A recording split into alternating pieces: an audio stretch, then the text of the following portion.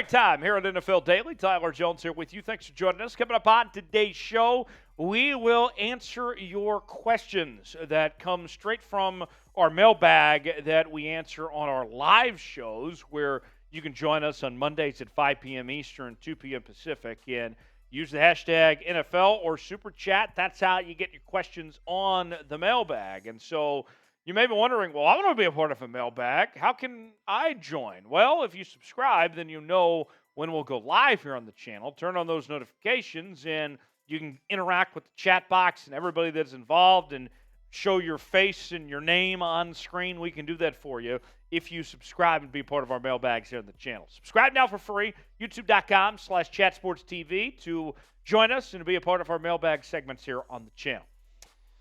Corey with the first question. We get Corey in the house with the first question using the hashtag NFL. Who is your surprise team to make the playoffs in the NFC? Great question. And I look at, for me, Corey, in the NFC this upcoming season, the team I like to kind of break through the ceiling, break through the wall of some sorts in the NFC is the Atlanta Falcons. Now, I'm not saying that the Atlanta Falcons are a good football team by any means, but that division is so bad, and they are the only team in 2023 that brings back their starting quarterback from a season ago, as Desmond Ridder is back. You bring in Bijan Robinson into the fold and some of their other talent like Kyle Pitts and company. Watch out. The Atlanta Falcons, I have winning the NFC South and being a team that is going to have a breakout year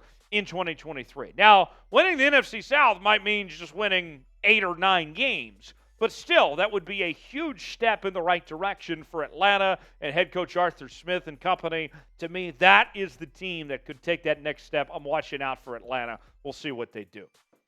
Nicholas writes in, if you were Ryan Poles, would you trade for Chase Young or sign Yannick Ngakoue? Well, you look at the Chicago Bears situation, and here's a team that entered this offseason with more cap space than any other team in the NFL and had chances to basically build this roster from scratch, right? And we've seen Ryan Poles spend a decent amount of money. Now, their draft was okay, but not great. I thought that they missed out on taking care of maybe some areas of need that they should have otherwise, in particular that edge rusher position. But now you look ahead, and there's still a lot of money for this Chicago Bears team to spend. And the Bears simply have to ask themselves this question. The Bears need to decide, are you trying to compete and go all in on winning the division this year? Or are you still trying to lay the groundwork and continue to build up this roster for the next few years to come? What is the decision there?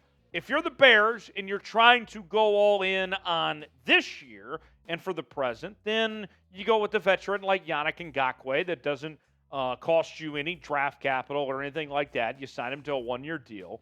Or if you are trying to lay down pieces and build for the future, then you go with a guy like Chase Young, who maybe has had some injury issues over the last couple of years, and you go that route. So that would be my answer for you. If I were to choose, I would take the long-term play with Chase Young and try to build upon that if you made me choose between the two. But if you're the Bears, I think you'd be pretty pleased if you end up with either player, quite frankly. Thanks, Nicholas.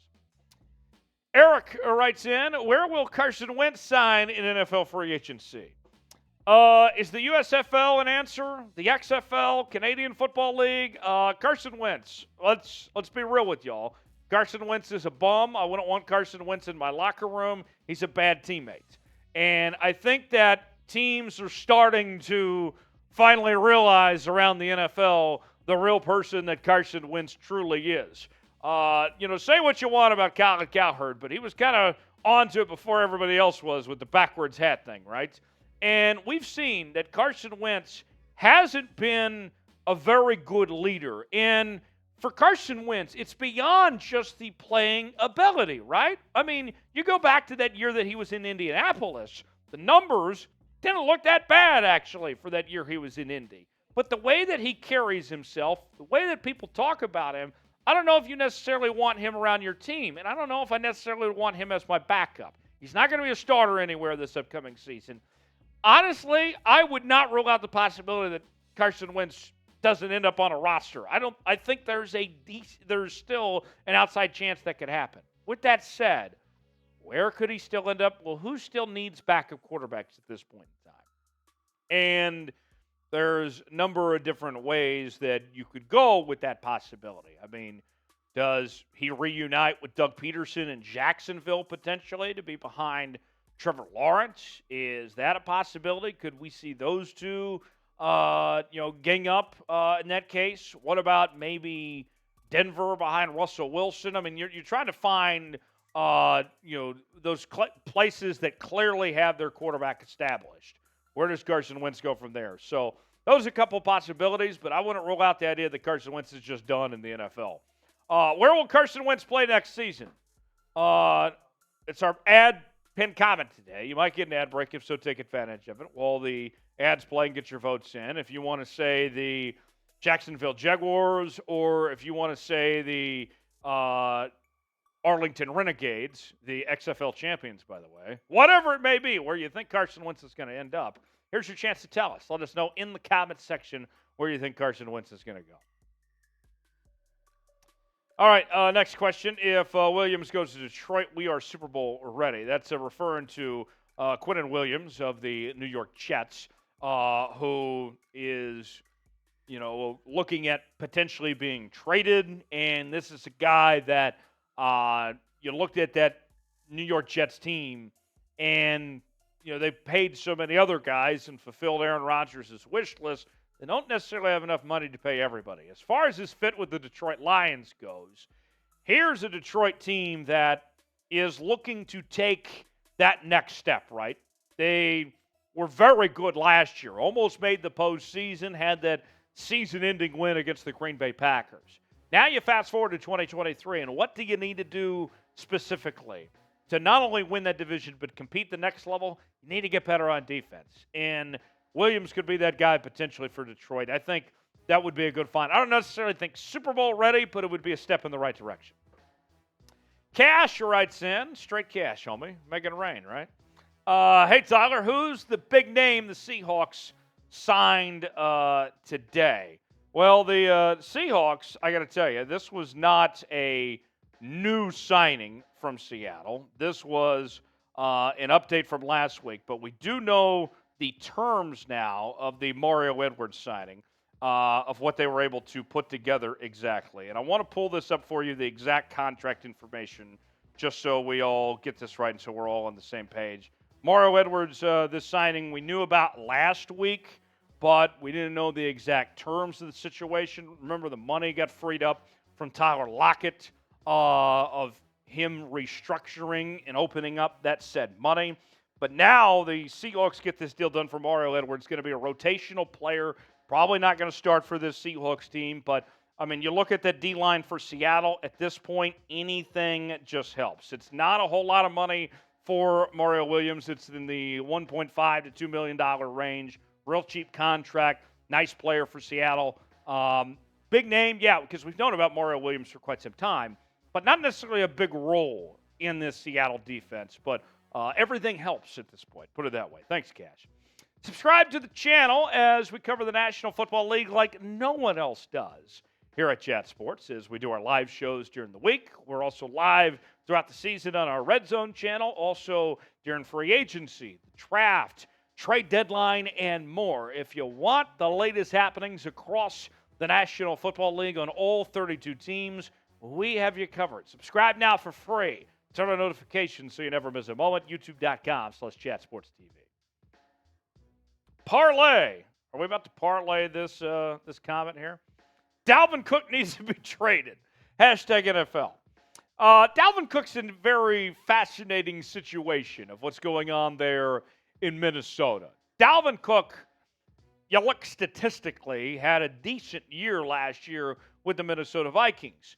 But with where they're at financially, with what Dalvin Cook would be owed and an aging running back and everything, it just doesn't make any sense at all for the Minnesota Vikings to pay Dalvin Cook and to keep him around.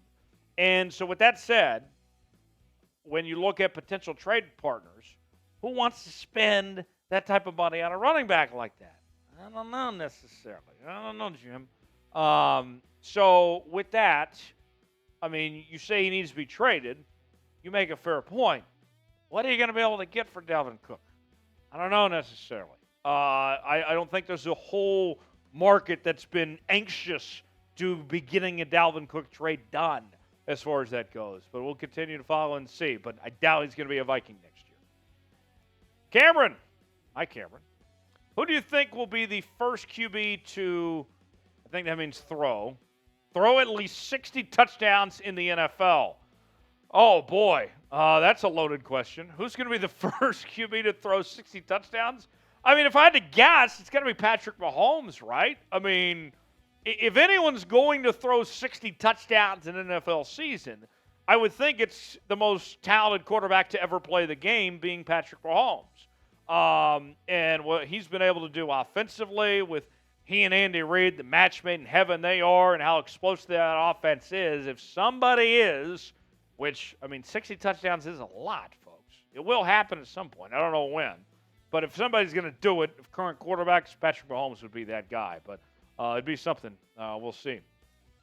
Corey with a $5 super chat writes in. Thanks for the super chat, Corey. I think the NFC North is up for grabs. Vikes are descending. I'm not sold on Goff.